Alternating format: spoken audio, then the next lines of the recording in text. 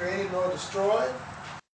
This side we have 2 and 1. So to get 2 oxygen on this side, I want to multiply that equation by 2. So our first coefficient is 2. Well, that now changes oxygen to 2, but it also changes our hydrogen to 4, because when I do the one, I have to do the other when I'm talking about compounds, because they're together.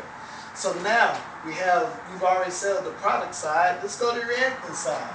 Now we look up, our oxygens are already balanced. So we put an equal sign there and we can move on. So next we look, we have a 4 on our product side and a 2 on our reactant side. So what can we multiply 2 by to get 4? We can multiply 2.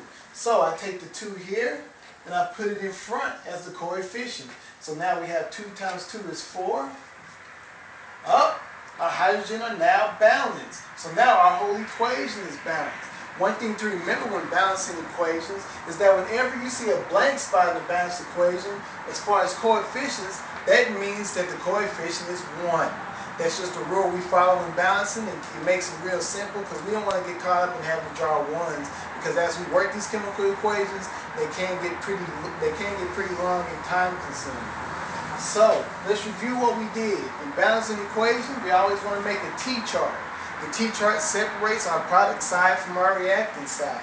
Next, we want to list the number of elements we have, and because law of conservation of matter states it can't be created nor destroyed, we're going to have the same elements on both sides. Matter of fact, put them in the same order. It'll help you keep up with your elements.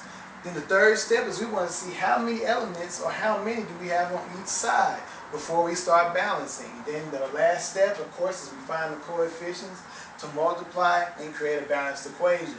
Alright, so everybody make sure you have this down. I'll walk around and check your work. After I've checked it, put your lab book back in the crate. The 2 pages of notes we did today, put your name and date on them, put them in the tray.